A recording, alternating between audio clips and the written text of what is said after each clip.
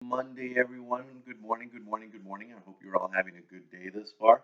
Um, just wanted to touch base with you, let you know what's going on this week, and kind of let you know also what's going on with final exams, which is coming up next week, right? So we're kind of jumping the gun here. We're getting close. So I wanted to share a couple of things with you. What's going on leading up to your final exam? Um, what's going to happen with your participation relationship paper? Your participation points, all that good stuff. Okay, so I wanted to touch on that this week so you kind of have an idea, lower your anxiety a little bit as we're finishing up the course, and then just kind of moving on from there. All right, so here's what we got. So this week you've got a couple of things you've got to do. So you've got chapter 8 and you have chapter 9 and you have your participant relationship paper that you got to do. So make sure you make time for that. Now, for this paper, the participant relationship paper, if you look at it, it's literally identical to the observation paper as far as what I'm looking for, with the difference that this time the relationship is about you and someone else. Okay, so the first paper, the observation paper, you were like looking at a relationship from an observer point of view, right? You were outside looking in. Now you're on the inside and you are trying to figure out, okay, what's going on in this relationship? Now, the reason I did it this way, and then a lot of people will ask the question, well, why do you do it this way? Sometimes it's a lot easier for us to look at another relationship and say, they need to do this. Oh, the improvement is this. They have to do that. Oh, that's really good. That's really bad. So it's easy to sort of be critical of something that we see. It's a lot more critical to be self-reflective, to think about, what am I doing wrong? Because none of us like to do that. None of us like to feel like we messed up. We're less, right? We're not perfect because we try to be. We're a lot easier on ourselves than we are on other people, because we look at ourselves in a certain light, and we certainly don't want to bring ourselves down. And I understand that. I do that too. But there's a there's a there's a benefit to being self-reflective. There's a benefit to be able to say, you know what, I really need to improve on that. I think this is wrong. I think this is right. I should do this or I should do that. So it's really important that we kind of take the time to do that sometimes, and we don't always do it. So that's why I have you do the observation paper first, because you get into the mode of being able to look at something critically and being able to point things out. Now, as you're being self-reflective, you're like, now I know. Yeah, I get it. Yeah, I need to work on this. And then you use the 5 terms, the 5 ideas, and all that stuff to make sure. There is a couple things that I want to point out in your relationship paper as you're the participant, is I don't really want to see such generic terms. When I see things like, communication or interpersonal communication as a term, really doesn't explain much. It really isn't specific to the relationship that you are trying to analyze, in which case your relationship. There's a lot of great terms in the book, and by this time we've already read tons of chapters. So there's a lot of terms in the books that could really benefit you in analyzing your relationship, in being specific about something that you either A, are doing great, or B, something that you need to work on. And using such generic terms like interpersonal communication as just as a term makes me feel like you're just trying to add a term to satisfy the requirement. Yeah, you're satisfying that requirement, but you're also not satisfying the analysis part, which is really paying attention to what you're learning. So it's a balance. You want to make sure that you're putting the time and effort into what you're doing.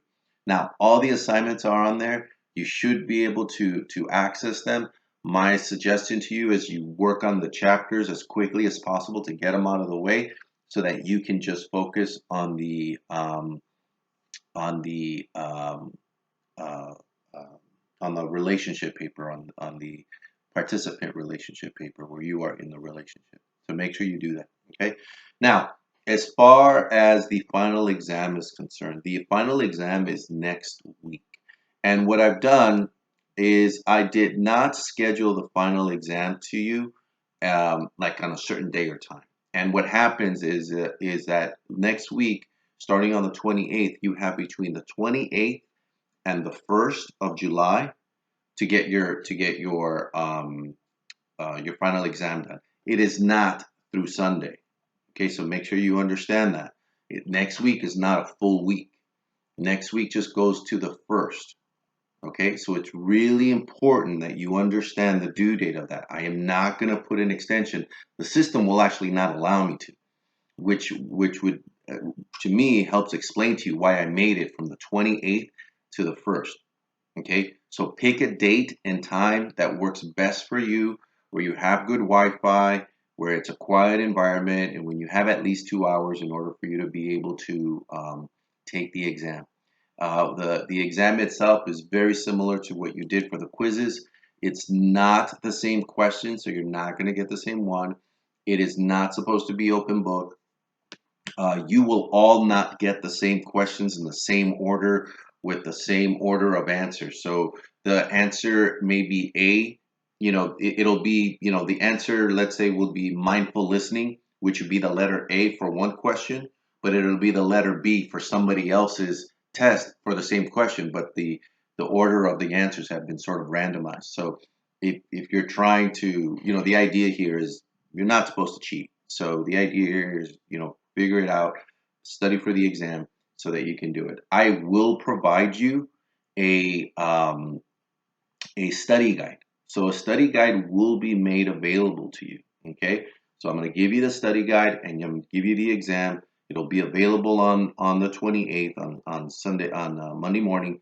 And then you have those days to kind of figure it out. Okay. And that's it. I mean, that'll be the end of the the quarter. Now, there's a couple of things that I will still need to grade, and normally, okay, keep in mind, normally you would know your participation points. Remember the ones for your participation in the online discussion and your relationship paper points before the final exam. But because this is such a condensed course, I obviously can't do that. So I'm going to try to get you your your participation points on or before Sunday so that you have your participation points. And I'm going to try my best, okay? I'm going to try my best to give you your relationship paper grades by either Monday or Tuesday of next week. Okay, because the relationship paper is due on the 27th. So hopefully on the 28th or the 29th, I'm going to try to make sure that you have your scores so that as you are getting your getting ready for the quiz, you'll have a better idea of what scores you need in order to get the grade. Now, some of you said, well, what's this? Well, what's that? What's a B? What's an A? It's 70%, 70%, 80%, 90%, C, B, A. Just like it explained it, we explained this on the first day of school. Also, it's on the syllabus, okay? And all you got to do is simple math in order to figure out what your percentage is. You take your total number of points, you divide it by the total number, the total points that you have earned, divided by the total points possible, and that gives you your percentage. Now, let's just say, like hypothetically speaking, out of 500 points, 350 is 70%. That is a C. So you need 350 just to get a C in the class. Okay. Now you go into the exam with 280, right? So after you get your participation points, after you get your quizzes, after you add up all the scores, including your relationship paper, you're at 280, right? Well, 350 minus 280 is 70. So that lets you know in your mind that you need at least 70 points on your final exam to get a C. Okay? So you have that. Now, the other thing, this is last, extra credit. Extra credit is due by this Sunday. Okay? Let me be clear. Extra credit is due by this Sunday. No extra credit will be accepted during finals week. Okay? Usually what happens is sometimes, somebody will take the quiz, will take the final exam and see that they were only 8 points away from an A. Mr. G, can I still do the extra credit? Yeah, last week. You can do it now. if you wanted the extra credit, it should come because you want to do the extra work and you want to be prepared. So if you want extra credit, it is due by this Sunday. I will not by June 27th. I will not accept anything after the 27th. Okay, so make sure that you work on that. Okay, and information on the extra credit is located at the very top module in the very first week of class where it says extra credit, and you can see the information there. Okay.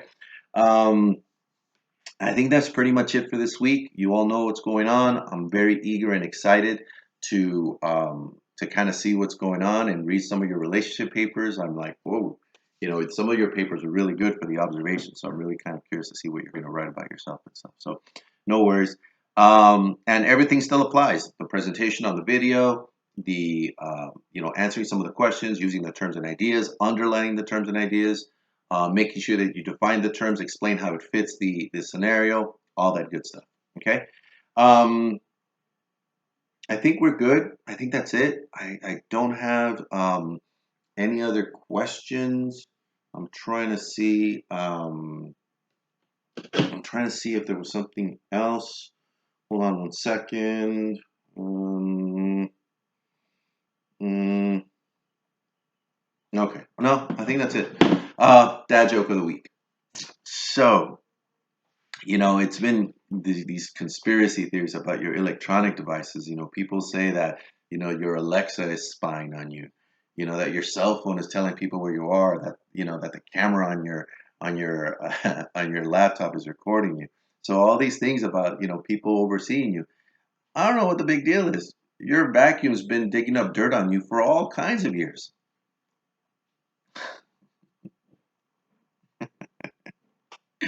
Yeah, vacuum digging up dirt on you. See? See what I did there? All right.